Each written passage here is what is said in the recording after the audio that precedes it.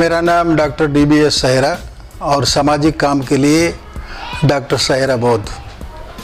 मैं आपके सामने वर्ण व्यवस्था के ऊपर कुछ डिटेल बताना चाहता हूं, जो गांव-गांव जाकर भी हम बताते हैं। और मैं भारत सरकार से प्रधान वैज्ञानिक रिटायर हुआ 2011 में और भारतीय बौद्ध महासभा दिल्ली प्रदेश का प्रेसिडेंट भी रहा 4 साल। वर्ण व्यवस्था को बताने से पहले ये जानना जरूरी है कि जब यहाँ मौर्य काल था, शुरू हुआ, जिसके प्रथम राजा चंद्रगुप्त मौर्य हुए, और उससे पहले यहाँ हिंदू धर्म नहीं था, बल्कि वैदिक काल कहलाता था। वैदिक काल मौर्य काल के तीसरे राजा अशोक, चक्रवर्ती राजा अशोक हुए, जिनके समय में पूरे देश में नहीं बल्कि विदेशों में भी बौद्ध धर्म बहुत तेज़ी से फैला और जहाँ जहाँ तक उनका राज था भारत में भी फैला और करीब 40 कंट्रीज़ में, 45 कंट्रीज़ में उनकी वजह से आज बौद्ध धर्म फैला हुआ है। इसी मौर्य काल के 10वें राजा, उनका नाम था भरतरथ मौर्य। भरतरथ मौर्य के आते आते इस पूरे देश के अंदर लोगों ने ब्राह्मणों को हर काम के लिए, हर संस्कार के लिए बुलाना बंद कर दिया और स्थिति ये आई कि वो भूखे मरने के कगार पे आ गए। उनको पहले से ही मेहनत करके खाना उनको अच्छा नहीं लगता था और गरीब लोग ही, छोटी जाति के लोग ही मेहनत करके खाने वाले थे। यहाँ के मूल निवासी मेहनत करके खाने वाले थे। जब उन्होंने ये देखा कि यदि ऐसे ही चलता रहा तो उनके बच्चे भूखे मर जाएंगे, सड़क पर आ जाएंगे, तो उन्होंने भरतरथ मौर्य, जो वहाँ के बौद्ध राजा थे, उनको मारने का या उनकी हत्या करने का षड्यंत्र रचा। इस काम के लिए उन्होंने पुष्यमित्र शुंग, जो जाति से ब्राह्मण था और राजा का सेनापति था, उसको कहा कि आप इनकी हत्या करने का काम करें। और जब हमारे राजा सेना की टुकड़ी की सलामी ले रहे थे एस्टेब्लिशमेंट डे राज के ऊपर, तो उन्होंने चंद्रगुप्त मौर्य, क्या नाम है उसका, भरतरथ मौर्य की हत्या पुष्यमित्र शुंग ने कर दी। और यहाँ जो राज आया वो पूरा ब्राह्मणवादी राज आया, मनुवादी राज आया। उन्हीं के समय में मनुस्मृति बनी और मनुस्मृति के जो नियम बने वो बहुत ही खतरनाक बने। पूरे समाज को 4 भागों में बांट दिया गया। ब्राह्मण, जिनका काम पढ़ने पढ़ाने का था, संस्कार कराने का था, मंदिर में पूजा पाठ करने का था। दूसरा अक्षत्रिय, जिनका काम लड़ना लड़ाना था, राज करना था। तीसरा वैश्य, जिनका काम व्यापार करने का था। और चौथा शूद्र, यानी जिनका काम सेवा करने का था। लेकिन एक बहुत बड़ा वर्ग जिसको अछूत कहा गया, वो किसी भी इन चारों व्यवस्था में नहीं आता था, वर्ण व्यवस्था में नहीं आता था और उन्हीं को अछूत बनाया गया। जो लोग हिंदू धर्म के खेमे में नहीं आए उनको अछूत बनाया गया और अछूत रखने से उनको वो काम करने दिए गए या वो काम करने के लिए बाध्य किया गया जो सबसे नीचे के काम थे, सबसे गंदे काम थे, और उनको बहुत ही एक तरह से मुर्दा बना के समाज में रखा गया। जब पुष्यमित्र शुंग ने राजा को मारा तो वो 185 BC की बात है।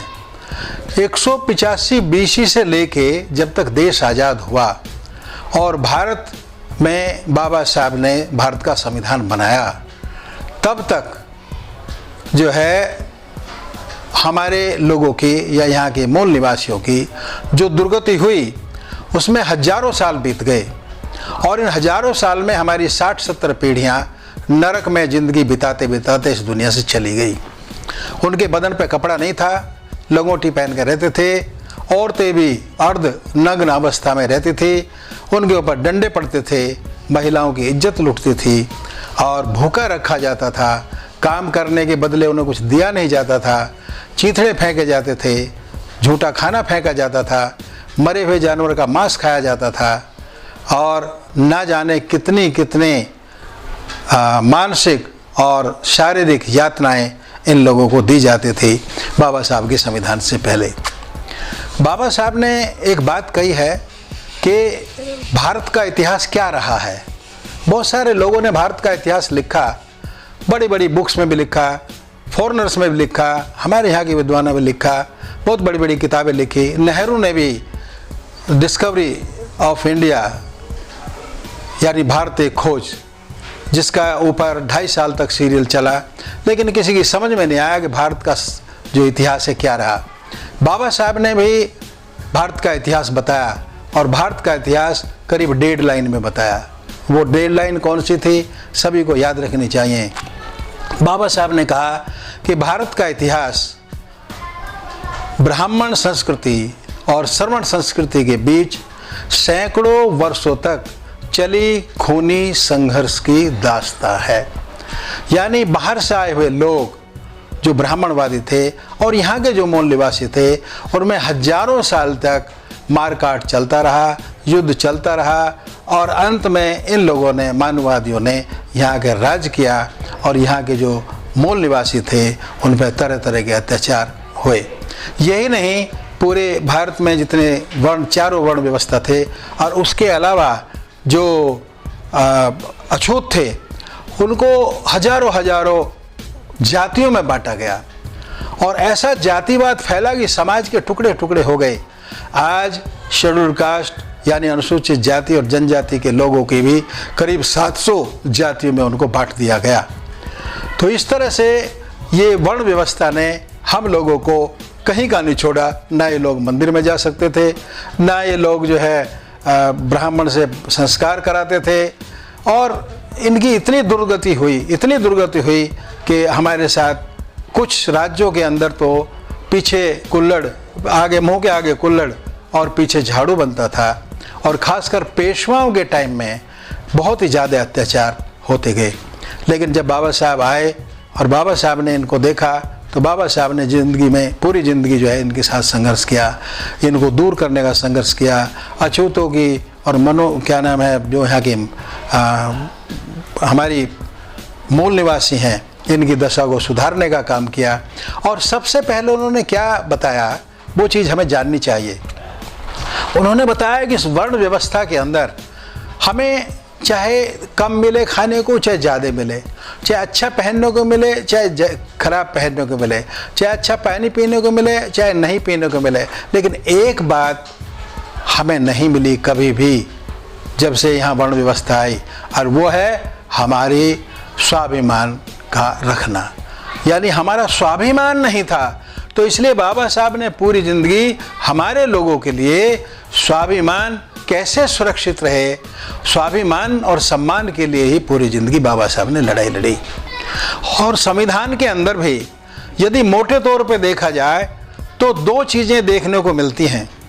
पहली चीज़ है, पहला जो उद्देश्य है वो है हर देशवासी को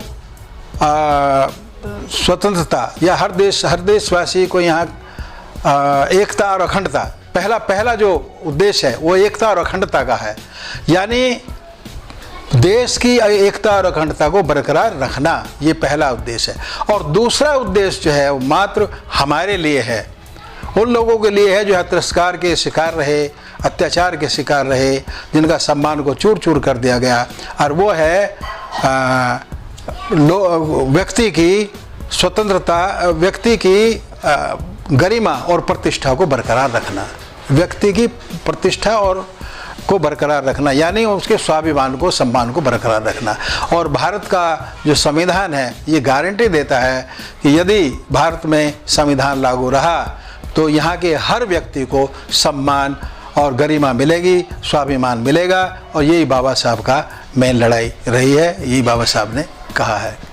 अब दूसरी चीज़ जो ये है वो ये है कि हमारे लोग या अछूत, खासकर अछूत समाज के लोग या बहुत सारे जो है शूद्र समाज के लोग बाबा साहब को ठीक से जान नहीं रहे हैं। और उसका कारण ये है, बाबा साहब ने एक बात और भी कही है जो बहुत ही इम्पोर्टेंट है नोट करने की। उन्होंने कहा कि आदमी का जो अज्ञानता है, जो समाज में अज्ञानता है, वो आदमी का सबसे बड़ा शत्रु है। और अज्ञानता शत्रु इसलिए है कि वो अंधविश्वास की जननी है। यानी जितना भी अंधा होकर काम करना है वो हमारी अज्ञानता के कारण है। हम लोग अज्ञानी की तरह काम करते हैं, तर्क से काम नहीं लेते हैं, वैज्ञानिक सोच पर नहीं चलते हैं, बाबा साहब की बात को नहीं मानते हैं, बाबा साहब ने जो बलिदान दिया उसको हम याद नहीं रखते हैं। किस तरह से हमें बाबा साहब ने हर जो संघर्ष करके अपने 4-4 बच्चों को खो के किस तरह से हमारे लिए लड़ाई लड़ी, इस चीज़ को हम नहीं समझ रहे हैं। और आज जो हमारा समाज है, अछूत समाज के लोग भी जो अच्छी पोजीशंस में हैं, वो बाबा साहब को पढ़ने की भी कोशिश नहीं करते, उनके रास्ते पर चलने की भी कोशिश नहीं करते। क्या बाबा साहब की जयंती मनाने से हमारा सिर्फ उद्धार हो सकता है? क्या सिर्फ बाबा साहब की जयंती मनाने से हम बाबा साहब के फॉलोवर हो सकते हैं? नहीं। मैं तो ये कहता हूँ कि आप बाबा साहब की जयंती मनाएं चाहे नहीं मनाएं, वैसे तो मनानी ही चाहिए, खूब सजा के मनानी चाहिए, लेकिन जब तक हम बाबा साहब के रास्ते पर नहीं चलेंगे तब तक हम नहीं कह सकते कि हम बाबा साहब के मानने वाले हैं। और बाबा साहब ने जब वो कोलंबिया यूनिवर्सिटी में पढ़ रहे थे तो उन्होंने वहाँ की दीवार पे एक स्लोगन देखा था। वो स्लोगन था कि आम आदमी पैदा होता है और आम आदमी मर जाता है, लेकिन दूसरी लाइन थी कि महान आदमी पैदा होता है और महान आदमी कभी नहीं मिलता। और वो दूसरी लाइन से कभी भी उन्होंने कहा नहीं कि मैं इसे स्वीकार करता हूँ। तो जब उनसे पूछा गया तो उन्होंने कहा कि दूसरी लाइन को बदलने की ज़रूरत है। और दूसरी लाइन थी कि महान आदमी पैदा होता है लेकिन महान आदमी कभी नहीं मरता। उन्होंने कहा कि इसकी जगह क्या होना चाहिए, उसकी जगह होना चाहिए कि महान आदमी भी पैदा होता है और महान आदमी भी मर जाता है यदि उसके मानने वाले उसके विचारों की हत्या कर दें। आज समाज बाबा साहब के विचारों की हत्या करने पर लगा है, बाबा साहब के काम को भुलाने पर लगा हुआ है, अपनी आने वाली जवान पीढ़ियों को ना बताने पर लगा है उनके योगदान। और जो यहाँ की शिक्षा प्रणाली है वो भी इतनी खतरनाक हो गई है कि वो भी अमीर आदमियों के लिए ही ठीक चल रही है। गरीब आदमियों के लिए जो सरकारी स्कूल हैं उनमें भी कोई खास शिक्षा नहीं होती है। और जो छुआछूत की बीमारी थी या जो वर्ण व्यवस्था के एक दूसरे के साथ बीमारी थी, वर्ण व्यवस्था के एक दूसरे से नफरत करने की, वो अब भी बरकरार है। वो ये है कि खुलेआम नहीं है तो वो बंद है, वो हमारे भीतर पनप रही है, लोगों के भीतर पनप रही है। इसलिए आज भी हमारा समाज इन बुराइयों से, आज भी भारतवर्ष जो है इन बुराइयों से अछूता नहीं है। जगह जगह हमारे घरों को जलाया जाता है, हमारे बीवी बच्चों की इज्जत लूटी जाती है, हमें पीटा जाता है, बेमतलब हमें दुश्मन समझा जाता है और हम इस देश के 3rd ग्रेड के नागरिक बनाने की इन लोगों की मनोवादियों की कोशिश है। ऐसा करना बहुत ही खतरनाक पैदा हो रहा है। बाबा साहब ने कहा यदि आपको अपने स्वाभिमान को बचाना है, सम्मान को बचाना है, तो आपको 5 क्षेत्रों में लड़ाई लड़नी पड़ेगी। 5 क्षेत्रों में आपको मजबूत होना पड़ेगा। पहला क्षेत्र बाबा साहब ने बताया शिक्षा का। आपको अच्छी शिक्षा लेनी है, आपको चीज़ों को समझना है, आपको अपने बच्चों को विद्वान बनाना है, ज्ञानवान बनाना है, तर्कवान बनाना है, प्रज्ञावान बनाना है और भगवान बुद्ध के रास्ते पे चलने का है। दूसरा क्षेत्र है आर्थिक क्षेत्र। हर आदमी को अपनी आर्थिक स्थिति को बरकरार रखना है, अच्छी अपनी उन्नति करनी है, अच्छा पैसा कमाना है, अच्छे घरों में रहना है, अच्छा खाना पीना करना है, अच्छे कपड़े पहनना है। और ये तभी होगा जब हमारी आर्थिक स्थिति अच्छी होगी। इसलिए आज मैं अपने समाज को एक बात कहना चाहता हूँ कि हम नौकरी पर डिपेंडेंट ना रहें, क्योंकि नौकरी आजकल वैसे भी जाने वाली हैं। जिस जगह हम लोगों को रिजर्वेशन था, ये सरकार उसको प्राइवेट करती जा रही है और एक दिन ऐसा आएगा कि एक भी सरकारी नौकरी नहीं रहेगी। इसलिए हम लोगों को खेती के साथ साथ या अच्छे रोजगार के साथ या सेल्फ एम्प्लॉयमेंट के साथ साथ हम लोगों को क्या नाम बिक्री का काम या वाणिज्य का काम या दुकान का काम, व्यापार का काम भी साथ साथ करना है, ताकि हमारी स्थिति आने वाले समय में अच्छी हो जाए। तीसरा है सामाजिक बराबरी, यानी कि सब समाज के सब लोग बराबर हों।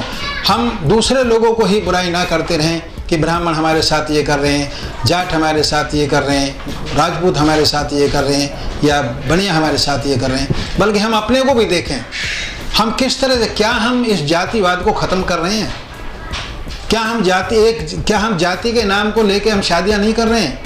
क्या एक जाति का आदमी जब लड़की तलाश करने जाता है लड़के के लिए, क्या वो ये नहीं चाहता कि मेरी जाति की लड़की ही मेरे घर के आए में रहे, या मैं अपनी लड़की की शादी करूं तो मैं अपनी जाति के आदमी में ही की शादी करूं? यदि वो ऐसा करता है तो हम बाबा साहब के बताए हुए रास्ते से उल्टा चलने का काम कर रहे हैं, सीधा चलने का काम नहीं कर रहे हैं। सीधा चलने का काम जब होगा जब हम हर हालत में इस जातिवाद को ख़त्म करेंगे। चौथा जो बाबा साहब ने कहा हमारा सम्मान बरकरार रखेगा, वो है राजनीति। यदि हम राजनीतिक तौर पे बहुत मजबूत होंगे तो हमें अपने अधिकार मिलेंगे, हमें कोई भी जो है अछूत नहीं कहेगा, हमारे साथ कोई अत्याचार नहीं करेगा। और राजनीति में हमें सत्ता प्राप्त करना बहुत ज़रूरी है। लेकिन एक चीज़ है, जितने भी संगठन हैं, चाहे राजनीतिक संगठन है चाहे सामाजिक संगठन है, आज हमारे देश के अंदर लाखों संगठन बने हुए हैं और उन संगठन का कोई महत्व भी नहीं है। इसलिए संगठन पूरे संसार के अंदर हम संगठन की बात देखते हैं तो मुसलमानों का संगठन इसलिए मजबूत है कि वो धर्म के नाम पे है, सिखों का संगठन इसलिए मजबूत है वो धर्म के नाम पे है, क्रिश्चियंस का संगठन इसलिए मजबूत है कि वो धर्म के नाम पे है। लेकिन हम लोग जब तक सभी लोग बुद्धिस्ट नहीं बनेंगे, इस देश के सभी मूल निवासी बुद्धिस्ट नहीं बनेंगे, तब तक एक सी विचारधारा नहीं आएगी। और जब बुद्धिस्ट बनेंगे तो समानता भी आएगी, आर्थिक स्थिति भी अच्छी होगी, राजनीतिक स्थिति भी अच्छी होगी, और हमारे एक जैसे विचार होंगे तो हमारे संगठन भी मजबूत बनेंगे। इसलिए संगठन मजबूत बनाने के लिए एक ही धर्म का होना, यानी अच्छे धर्म का होना, यानी भगवान बुद्ध के बाबा साहब ने बताया द्वार जो रास्ता है भगवान बुद्ध के बराबर होना, मुझे बहुत जरूरी है। और पांचवा जो चीज़ है जो बाबा साहब ने कहा है, पांचवा जो चीज़ जिससे जो हमारे सम्मान को बचाता है वो है धर्म और संस्कृति। हमारी जब एक ही संस्कृति होगी तो हम एक सी विचारधारा रखेंगे। इसलिए बाबा साहब के बताए रास्ते पर हम लोगों को चलना चाहिए, और बाबा साहब ने जो कहा कि बौद्ध धर्म को अख्तियार करना है उस पर चलना चाहिए। यदि हम हिंदू बने रहेंगे तो हम वर्ण व्यवस्था के हिस्से होंगे, हम 5वें नंबर के अछूत हैं वो 5वें नंबर पाएंगे।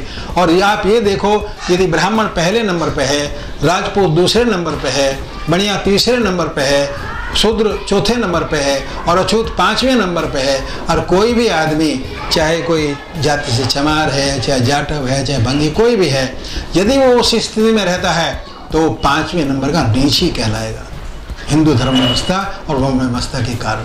और कोई आदमी ये कह सकता है कि मैं 5वें नंबर का नीच रह के अपने सम्मान और स्वाभिमान को बचा सकता हूँ? सवाल ही पैदा नहीं होता। इसलिए यदि आपको अपने स्वाभिमान और सम्मान की रक्षा करनी है तो आपको वो धर्म जिसमें पूरे समाज को बांटा हुआ है, जो ऊंच नीच का है, और बाबा साहब तो यहाँ तक कहते थे कि वर्ण व्यवस्था वाला जो मानव ये ब्राह्मणवादी धर्म है, जो ये हिंदू धर्म है, इसके ये मालों पे बना हुआ, अलग अलग स्टोरी पे बना हुआ, तो जो जिस स्टोरी पे पैदा होता है वो उस स्टोरी पे ख़त्म हो जाएगा, उसका कभी भी उद्धार नहीं होगा, कभी दूसरों से मिक्सअप नहीं होगा, कभी वो तरक्की नहीं करेगा। इसलिए यदि आपको तरक्की करनी है, मैं तो इस मूल निवासी समाज को, पूरे मूल निवासी समाज को ये बात अपील करता हूँ कि यदि आपको अपनी सर्व क्षेत्रों में, सभी क्षेत्रों में आपको तरक्की देखनी है, आपको अपना स्वाभिमान बरकरार रखना है, तो आपको बौद्ध धर्म में आना ही पड़ेगा और बाबा साहब की बात को मानना पड़ेगा। और हमें उनका, बाबा साहब का धन्यवाद देते हैं कि बाबा साहब ने हमें इस स्थिति में लाए हैं। हम उनके सदा ऋणी रहेंगे और पूरी ज़िंदगी इसी में हम काम करते रहेंगे। मैं अपने इस चैनल का बहुत बहुत धन्यवाद देता हूँ, गौतम जी का बहुत बहुत धन्यवाद देता हूँ। Thank you very much. NaMo बुद्धाय।